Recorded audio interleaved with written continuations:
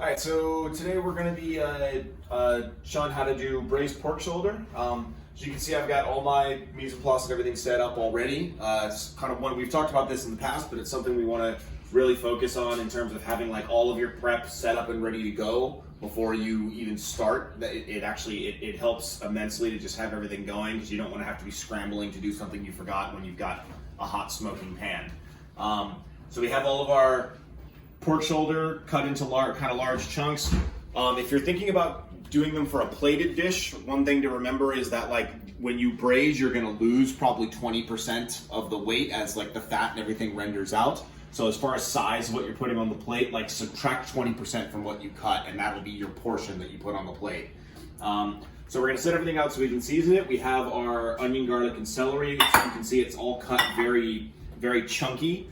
Because that way when it braises, it will hold up a lot better and won't just completely disintegrate and cloud out our broth, which we're going to use later to make our sauce. So we have that in our aromatics, just thyme and bay leaf. So to start off, I have my salt and pepper mix already made, and we're just going to season pretty generously.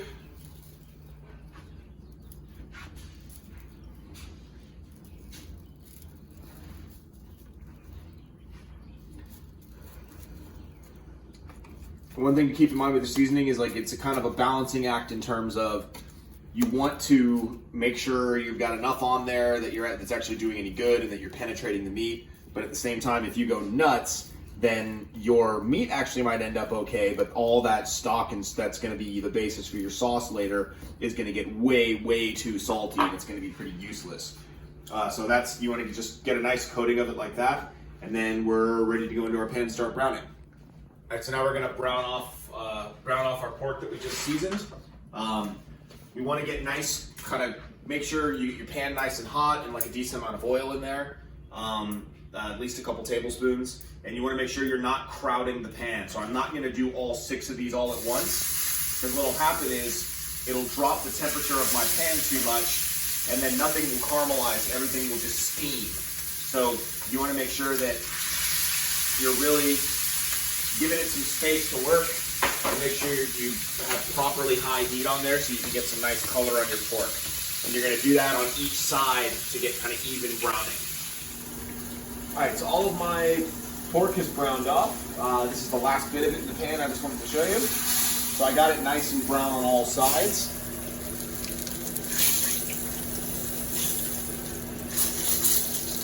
And it does get a little smoky getting that high of a heat on there. I've already turned all the heat off on the stove, just kind of letting the residual finish it.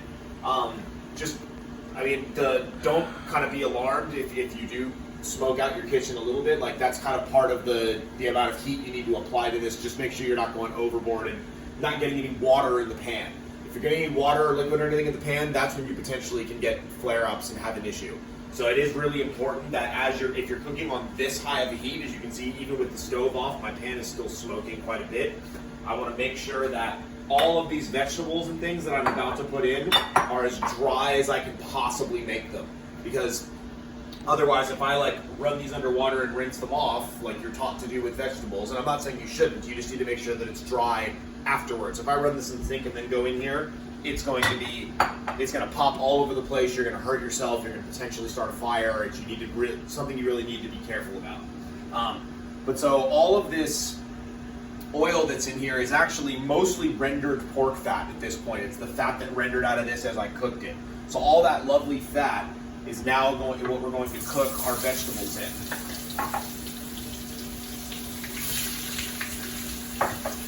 And this is the bay leaf and thyme as well. And the reason I'm putting that in there is because giving them a quick cook in this oil will help kind of bring the flavors out of them. If you give it a quick exposure to high heat in the oil, as opposed to just going straight into your braise, it'll just give you that much more kind of depth of flavor. And just putting a little caramelization on these in the pan kind of brings some of their natural sugars and things out as well, and it also gives us nice, deeper, richer color in our end stock when we're done braising. So again, I'm just doing enough to put some color on these and kind of bring some of the sugar out, as opposed to like really cooking them down, because I don't want them to be mush when they go in. I want them to still have some some texture to them so that they'll hold up under cooking and not cloud my broth. So now that we've browned everything off, we've browned off our vegetables, we've browned off our aromatics, everything is now, I just divvied this up in between two containers. This one is is like a crock pot insert, and this is just a cast iron, like oven safe dish. It doesn't have to be cast iron for something that's in the oven. You can use a hotel pan, you can use just anything that's deep and has a lid that's oven safe. And even if it doesn't have a lid, you can cover it in foil, that works as well. There's a bunch of different methods that you can use for cooking this in the oven. There isn't like one specific type of pan or anything like that you have to have. This is just nice and heavy bottomed and oven safe and has a lid, so it's just for convenience sake, that's the one I'm gonna use. So I wanna show you guys both methods of how you can do this. If you can do it, you can do a straight oven method, or you can do it in a slow cooker. So in each case, what you're going to do is, I have my stock here, and I bought bone-in pork butts, and so I thought I'd make use of that bone, and I steeped those bones in the stock just to give it a little bit of extra flavor. If you bought boneless pork butt, that's no problem. You can absolutely use that and just use your stock as standard, and it's still going to come out great. It's just a nice little extra step to impart some extra flavor if you have it. If you have those lovely bones, why let them go to waste? So I'm going to just add those to our braise, and now we're going to pour our stock just straight over and really submerge everything in that stock.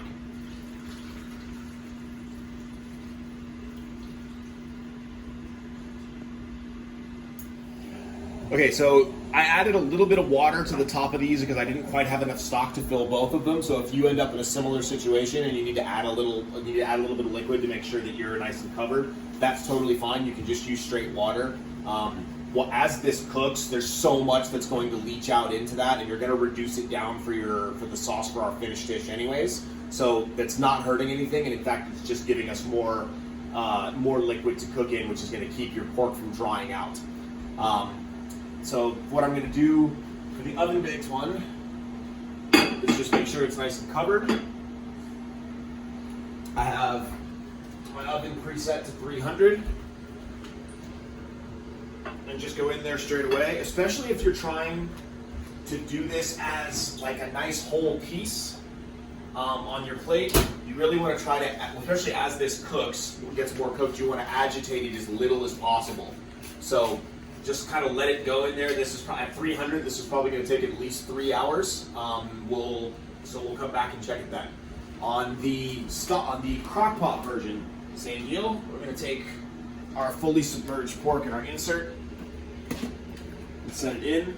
Now your settings might vary depending upon the slow cooker or the crock pot that you have. So I'm just going to set the timer on this and just set it to low and just let it go low and slow for, again, a solid kind of 3 hours and check it. If it needs to go a little longer, we can let it go a little longer. So we just took our oven pork shoulder out of the oven.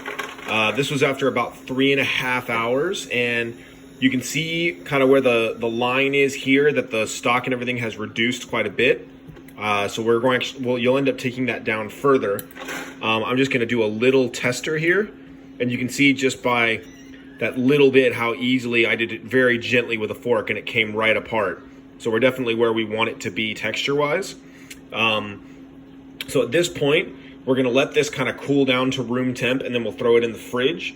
And the reason that we're doing that is because the way that we want to use this for our plated recipe going forward is we want these nice portions that we like kind of meticulously cut and set aside to hold together. If I try and pull these out and separate them now, they're just going to fall apart because they're so tender. So we have to wait for them to chill a little bit before we try and move them or agitate them really at all.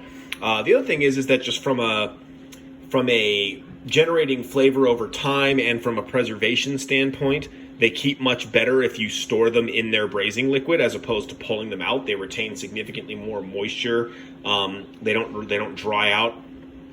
So that's another great reason for doing that as well. So yeah, this is our oven bit that's done. The crock pot's still going, so we'll check on that next. So this is our crock pot pork. It took about an hour longer than the oven pork did, which was to be expected. but we're gonna have a look and check it. And you can see that even this part that's slightly drier, that wasn't fully submerged, is still coming apart quite easily, which is looking really nice. So that's kind of what we're going for. Same principle as the from this point on, kind of the same principle as the oven baked variety applies, in terms of trying not to agitate it too much, trying not to pull it apart, and kind of keep it together as a whole and store it in the stock. So we have now both methods that we tried, both came out quite well. So I'll have this up for a while if you guys want to follow along at home, or if you let me know if you guys have any questions. You can hit me up on Slack, or you can forward them to Gina. And I will see all of you on Friday to put these dishes together. Thanks.